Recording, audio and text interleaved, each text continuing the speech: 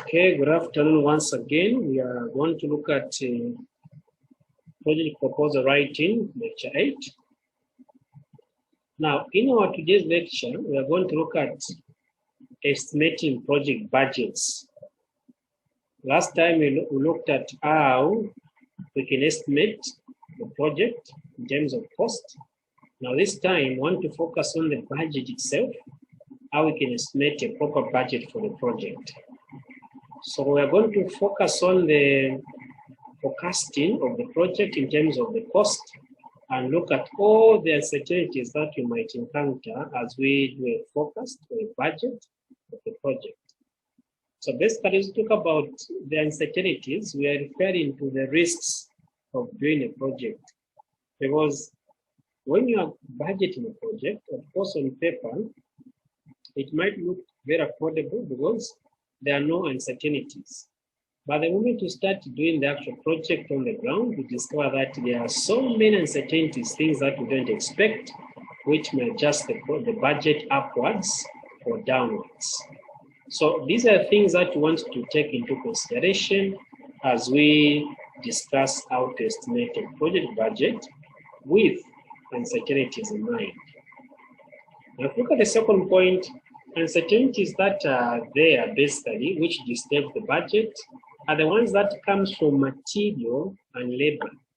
Because most of us, as we budget for the project, we ignore the labor cost and also the material cost. So we might find that someone can budget for the material, but forgetting to put the actual amount for the labor.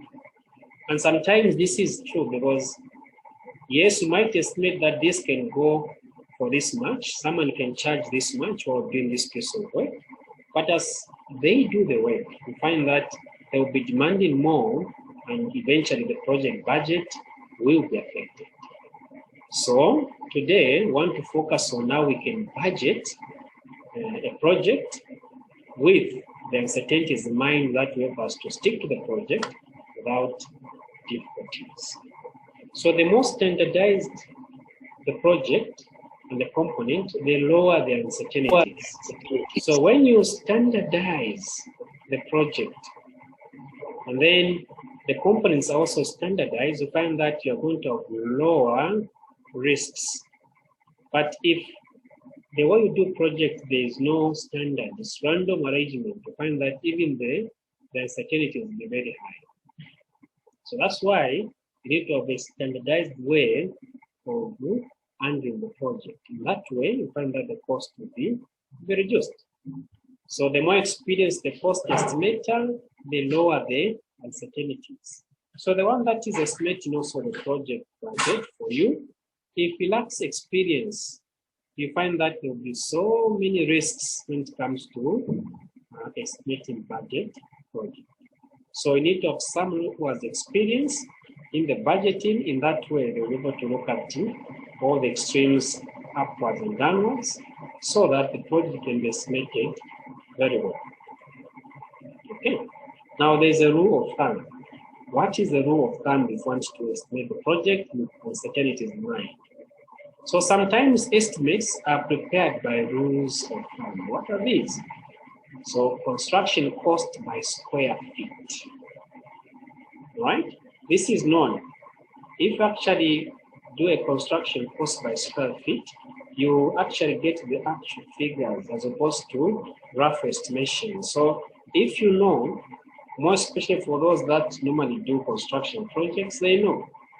If, for example, to budget or want to put the tiles in a particular room, of course, you'll be doing by square mile, not square feet. How much will that cost? As opposed to just counting the actual items. That works very well. And also printing cost by number of pages. So if you cost, okay, by number of pages, that also will help you to come up with the proper cost. Then, for example, you say per page is roughly 2 kwacha, for instance, and you've got 30 pages. Multiply this with 2 kwacha, 1,000, the actual amount. And then for those that have got loans, you find that they also do it with square feet of the loan in terms of the cost and the budget of the particular project. So have the standard figures that can help you to come up with a proper budget as opposed to random figures.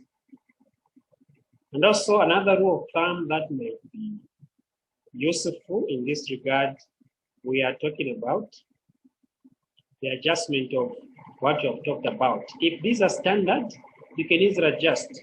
For example, you can say, okay, if I find that printing is 3/4 of the page, you maintain the 30 pages you have, multiply, you get the actual figure.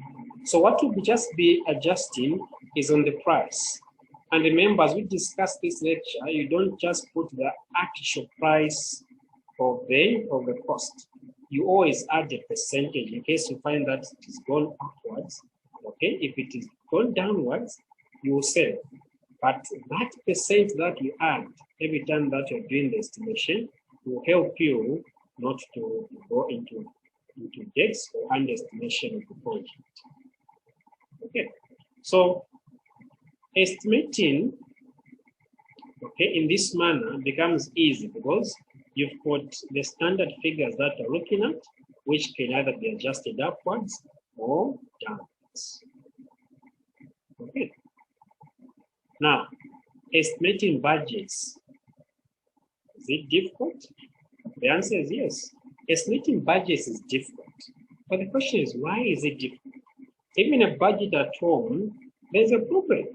You find that even if you get so much money per month, you find that making a budget at home is a very big problem. Now, why is it a problem to make a budget? These are the points here. There may not be as much historical data that can help you to do the budgeting. What do I mean by saying historical data?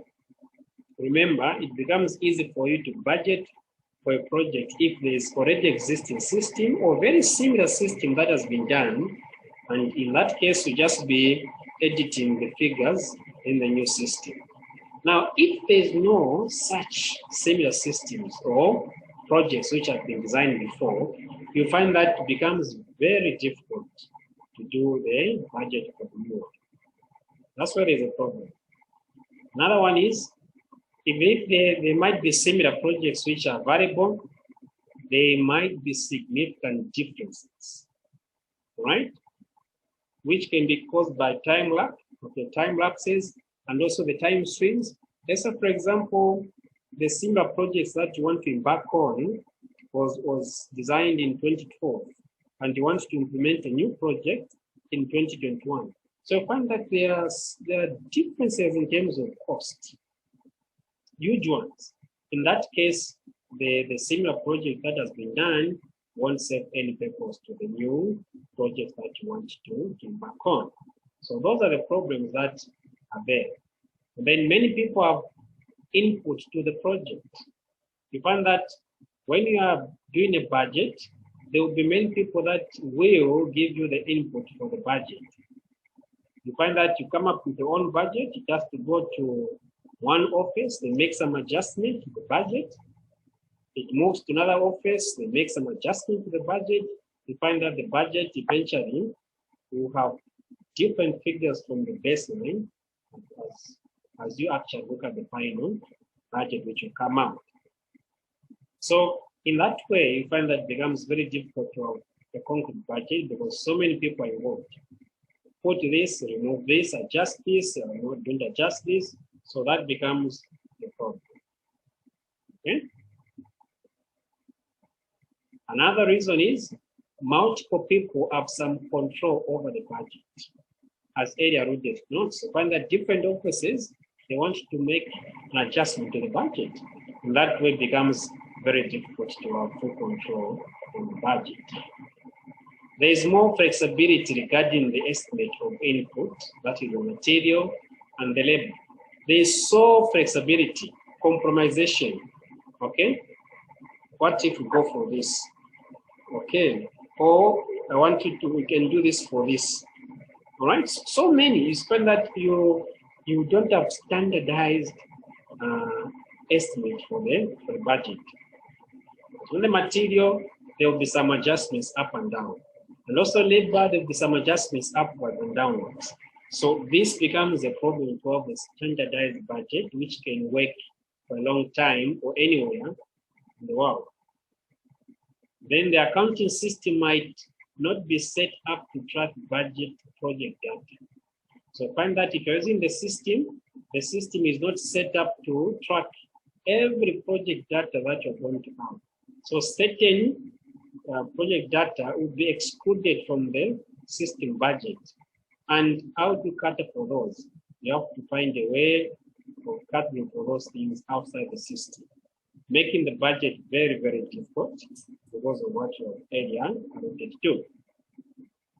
The usage of labor and material is very, actually lumpy over time. You find that it is not fixed, which is very true. So in this way, that poses a very big challenge when it comes to making a budget that can work or stand a long time and can work anywhere in the world. Now, what are the types of budgeting? What are the types of budgeting? We've got three types. We have the top-down, we have the bottom-up, and negotiated. Let's look at the first one, the top-down budgeting. In this case, top managers estimate or decide on the overall budget for the project. That is called top-down. This trickles down through the organization where the estimates and they're broken down into greater details at each lower level. So the process continues to the bottom up to the end. So with the top down, you find that the top managers decide on the overall budget for the project. As it trickles down to the lower levels of the organization, you find that the inputs are also added according to the levels. So in this way, you will discover that the lower levels, they don't have final say on the project budget because they are undermined by the authority of the top manager when it comes to budget. But again, in this case, it works well because if the top managers are the ones that have got full control on the costing, then if anything goes wrong, they're the ones that can actually sort out the difficulties and giving you the peace of mind, not because of what you're doing won't affect so much of the work which you can later on. And also advantages, as we are going to see on this page, overall project budget can be controlled very accurately, as mentioned earlier on by top management. So you don't have to have headache because of certain things that are unworkable. Management has more control over the budget, and then small tasks need to be identified individually. Right? But again, there are disadvantages of this approach. Lack of involvement, because it is centralized. It then leads to low-level competition for larger shares of the budget. Because the top management are the final say. So find that whatever they say is deemed fine. So in this way, input from the other experts is limited. Okay. What about the bottom up? The bottom up, okay, we are talking about breaking down the project into smaller work packages. And lower level managers price out each work package. You start from the bottom. And then the overhead and the profits are added to develop the budget. So find that the budgeting starts from the grassroots, going up. So the work of the top managers in this case is just to approve what has been budgeted by the lower levels of an organization. Advantages of this one, find that greater buy-in by low-level managers is there because the main input comes from the low-level managers as opposed to the top, where for no say, of course, little say, more likely to catch unusual expenses because it's coming from the grassroots. You might catch all those things that managers, top managers can miss when they are doing the budgeting because you're on the ground, So you know exactly what you need or what needs to be done. So you find that all those unusual expenses would be sorted out. Of course, there might be disadvantages. Okay, people tend to overstate their budget requirements. It is very true because the lower levels people are too many. Management tends to cut the budget because, yes, their main purpose in this case is to confirm or prove what has been done. So if they feel that it is too much for them, they'll cut because they don't understand the rationale behind all those things that have been doing. So they will cut it. This is one of the disadvantages. Once they cut, you compromise the way because people on the ground, you compromise. Okay. An alternative budgeting process, which is called negotiation in action. What is this? Most projects use some combinations of top-down and bottom-up budgeting. So it's a hybrid arrangement. So both are prepared and compared. Then any differences are negotiated. So the top-down is done, the bottom-up is done, then the differences you're going to spot, they are negotiated. That's why it is called negotiated approach. Okay. So project by task or month. Okay, you find that you are doing the budget, okay, monthly and by task. As you start doing the software project, okay, which later on I will send the videos for the practical work, you will be seeing such arrangements. So you can divide the budget monthly, yearly, quarterly. As you can see on this one, this is a monthly arrangement of the budget. Okay. And then improving the process of cost estimation. How do you improve the process of cost estimation? Inputs from a lot of areas are required to estimate the project. Yes, because you have to look at all these other areas for you to come up with a good project budget.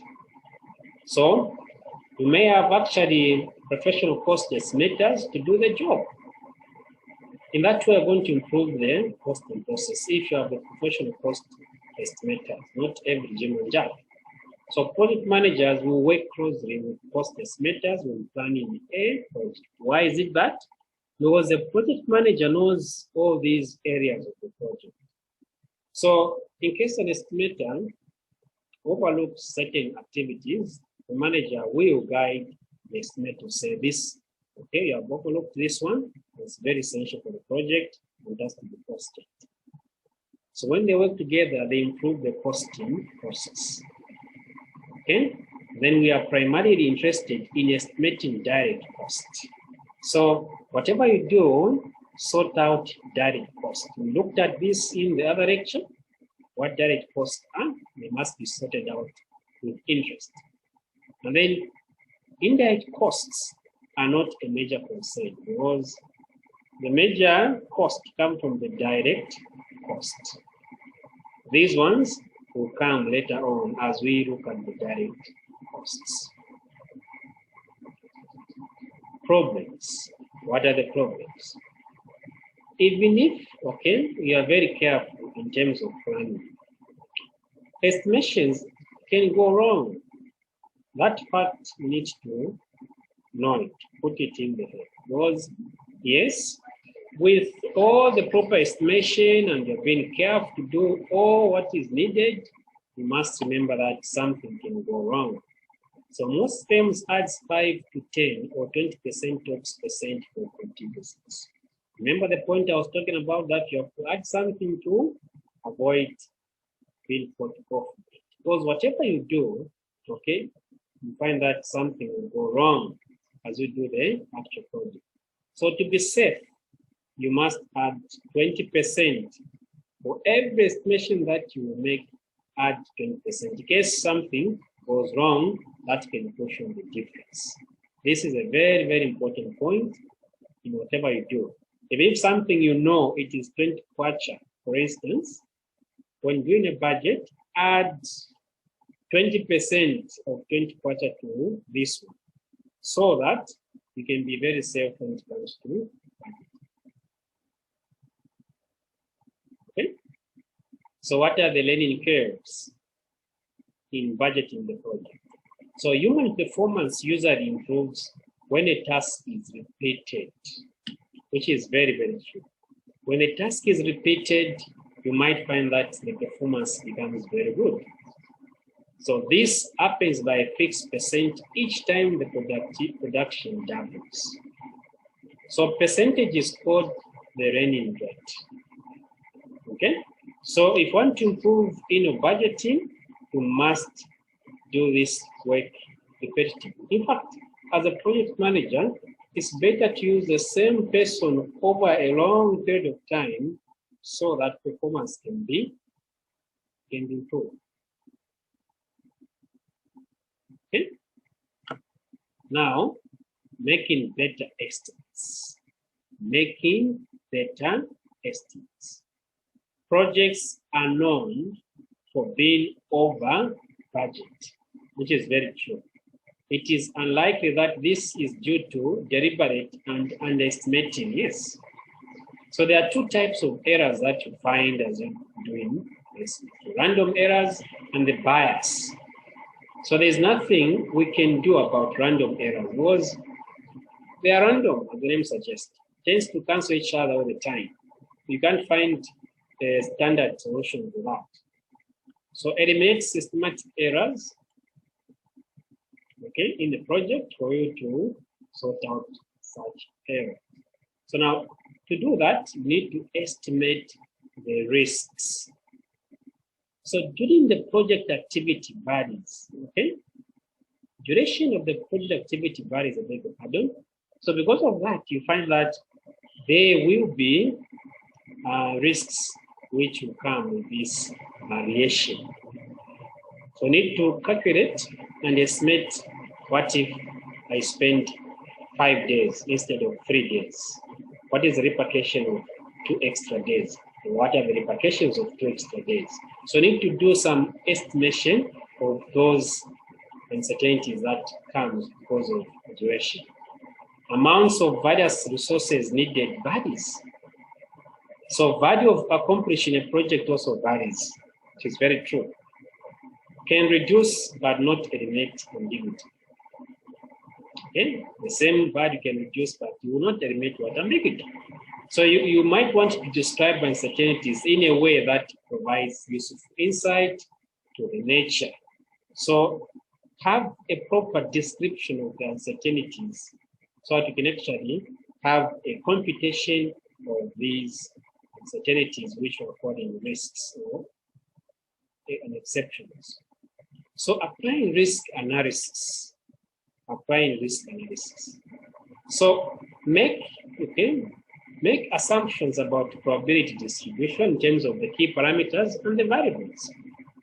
Then estimate the risk profile of the outcomes of the decision.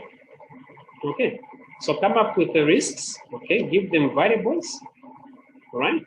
Then come up with what you call risk profile, a description of the risks and their outcomes. If this happens, okay, how will this affect the activities before them and after them? If you're able to do that, you actually have a simulation that can be used to solve certain risks that can disturb or affect the budget of the project. So now, a general simulation analysis. Simulation is actually the copy of the actual situation, okay? Or emulation of the actual situation is called simulation. So simulation actually combined with sensitivity analysis is useful for evaluating what? The project, okay? Very, very useful. When you combine the simulation and the sensitivity analysis, okay?